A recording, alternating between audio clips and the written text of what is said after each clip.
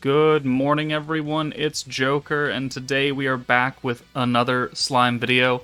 And earlier this week, we received the limited time Chamber of Memories and Contracts. It's going on until Christmas, essentially, when the meta banners leave. But we have 9 new stages, so this will be the first video of 9 going over these. One thing to note is that this is a temporary location for these. It only requires 10,000 population, which I'm honestly not aware of anyone with 10k population that can do these, because these are very much endgame stages. However, after the event is over, quests with the same content as these will be added to the menu quest events tab, which is where all the other chamber missions live. So, once these leave, you can clear them again when they get added for the EX shards and the crystals and all that, so that's cool. However, you're going to need the 80k population when that happens. So right now, we have the limited time stage here, and all 9 things, and all these EX shards. And then in a future date, they're going to add them to this, where the rest of them are, and you could do them again and again get the EX shards and crystals. So that's nice, you're kind of doubling up rewards, but it is end game content. Very, very difficult to do these without proper teams, so... if you want to watch these videos just to see what it's like, then cool. And if you don't have the specific Force team or 4-star free characters, then you're going to be out of luck and you're going to have to wait till you get a better box. And that's end-game content. This is not geared towards new players, like, at all. Alright, the final Chamber of Aspects stages, number 9, wants you to use the light physical team, so New Year's Blessing. Ogre's Pride thrown in here for funsy onesies, mainly for, I would think, 1 unit. But starting hand is a 1-1-1-2-2-2, so a 3-orb steal or 3-orb giveaway that we're going to use with Diablo.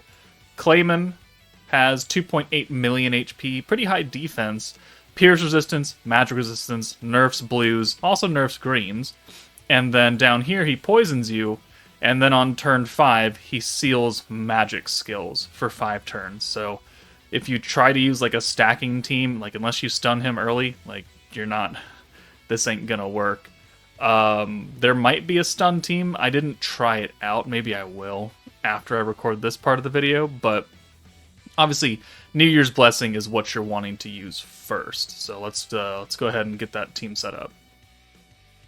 Alright, so New Year's Blessing, Shion, Rimuru, Diablo, Shinsha, Milim, and then I think the reason why they allowed us to use Ogre's Pride is because of Benimaru being a single target physical buffing character with the ult resistance down, which technically we're already getting, but this team works very well. Like, if you're going to run this, you don't have any trouble. The only trouble you're going to have is support slot units, which if you don't have good support slots that are all over the place between New Year's Blessing and Ogre's Pride, then you're going to be in a kind of a rough spot. But as far as the main team is concerned, this team is still strong enough to get the job done fairly easily. So turn 1, it's 3 Rimuru, 3 Diablo, first and second slots. So we could either give the orbs away now, or we could rainbow. You could send 6 anyways. We're going to send 6 orbs of Rimuru, get his ult immediately. And then next turn we can use the Shinsha alt swap, and then maybe the rainbow orbs in another giveaway, depending on how many points we have and how the orbs work out.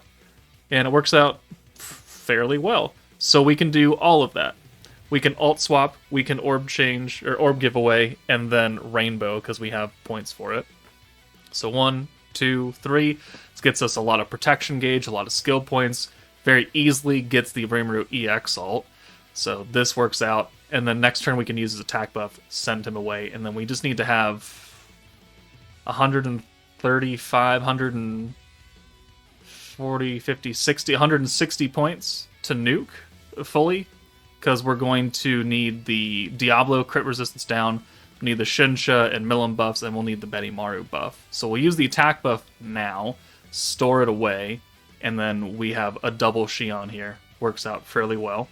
And then we'll just go ahead and this is pretty much just building up points. If you want to get EX ults for someone else because your Rimuru isn't that strong, then this is the time to do it. And I think we do get a Shinsha EX ult. I don't think we actually need it, though, when we're ready to nuke, but it's certainly more damage if you are lacking it. So here, we can use another alt swap, 20 points, boom, and then another Shion. That will get us a third Shion. and then next turn we'll be ready to nuke because we're already at that point limit. We just wanted to get the Shinsha EX ult. So boom, boom, boom. We'll have 190 points going into next turn. This is the final turn before he nerfs your magic skills, in case you're wondering. So, well, the next turn, turn 5 is. And now we have an orb spread that we actually need. There's the poison. Alright, so let's use the Diablo debuff, and we'll send him away. So, boom. 20% crit resistance down. Helps us out a little bit. And then we'll bring Rimuru in for Diablo. We'll use the Milim debuff and buff. And then we'll swap her out for Benimaru to give the physical buff to both Shinsha and Rimuru. And we don't have enough points to use the future hand. Not that it really matters, because we're going to kill. So Benimaru in for Milim. And then buff, 1, 2. 30 points left over. Not a big deal. We'll use Xion to activate the crit and synergy for everybody. And then we'll go ahead and send this. Do I send Shinsha first, or do I send Rimuru? Okay, I do. 1, 2, 3, 4, 5, 6. Shinsha does 782. Okay. And then Rimuru, with his type advantage and personal buffs, 2.4 million, which is about as much HP as he had to begin with. So there we go. New Year's Blessing, able to take it on. Well, physical New Year's Blessing. Let's see if we can make it work with a stacking stun team. Maybe it'll work.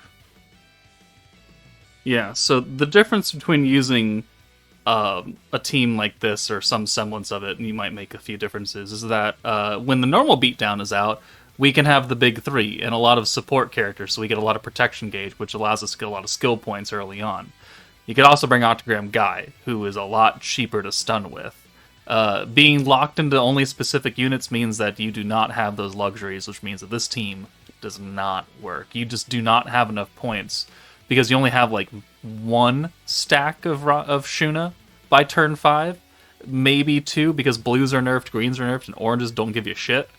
So, yeah, a New Year's team or bust, essentially, unfortunately. Unless you have found another team that can make it work, or some kind of variation that I don't want to test right now. Put that in the comments below.